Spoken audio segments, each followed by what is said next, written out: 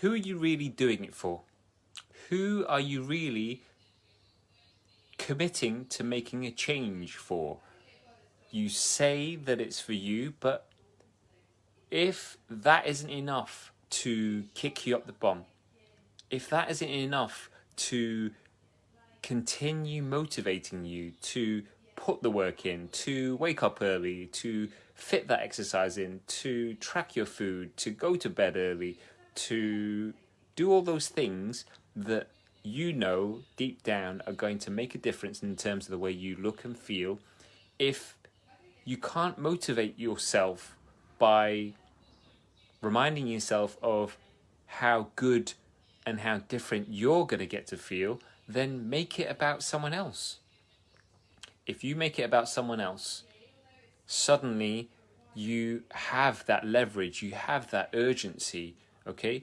Like, it's one thing to say, okay, I'm training to do this couch to 5K because I want to be able to run 5K. But then it's a whole other level. You step up your game and you want to do it even more if you make it about someone else. So it's like, I want to do this couch to 5K because then I can run around after my kids.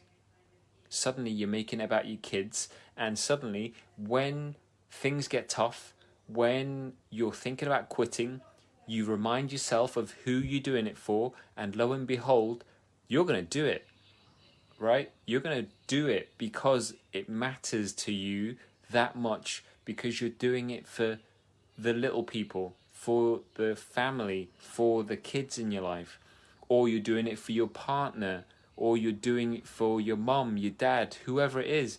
Make it by making it about someone else that you're doing it for. That's why,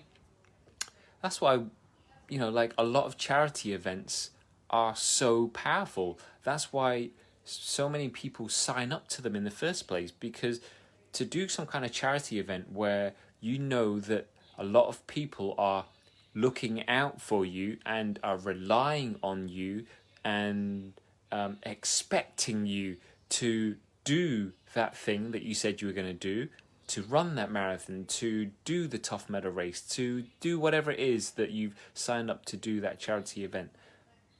There is so much leverage, there is so much potency, there is so much urgency about doing it for someone else than it is for ourselves, which is counterintuitive, but that's just the way we're wired.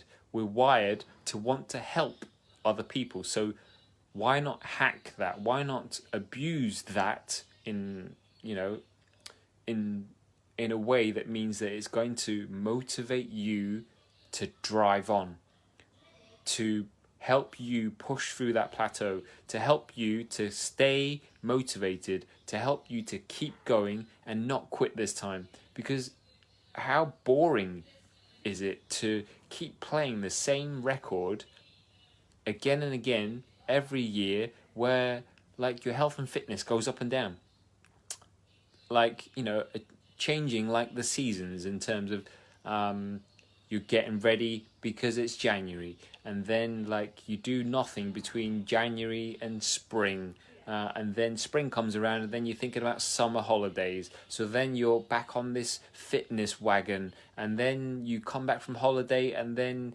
it all goes to pot again, and then your health and fitness deteriorates, and then it's Christmas, and then before you know it, it's January, and then you're playing the same record again.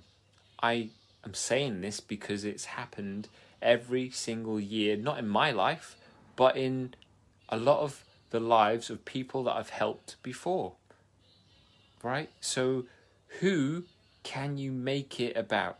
Who are you doing this for? If you're serious about changing your health and fitness, if you want to make it even more of an inevitability for you achieving that goal, those goals, your health and fitness and wellness goals of feeling fitter, healthy and happier, make it about something else, or make it rather about someone else, and look how much more urgent, or how much more urgency you have when you're getting your teeth into something like a fitness challenge, or a new way of eating and drinking, or exercise, or doing something that is going to help you ultimately feel better. All right.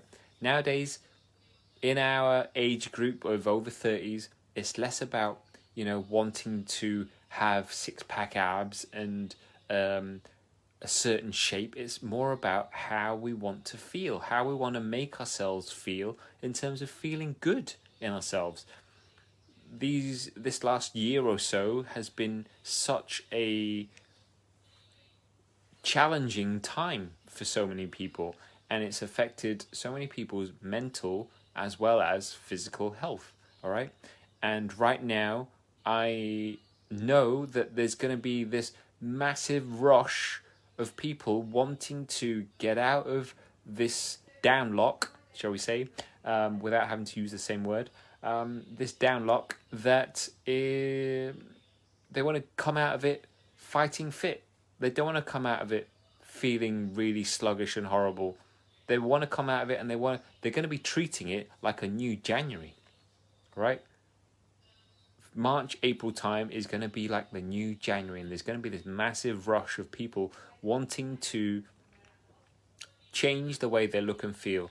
So my advice is to make it this time, make it about someone else. Don't make it about yourself, make it about someone else, and look how much better your results get, because you're going to have that drive to do the things that other people are now expecting you to do.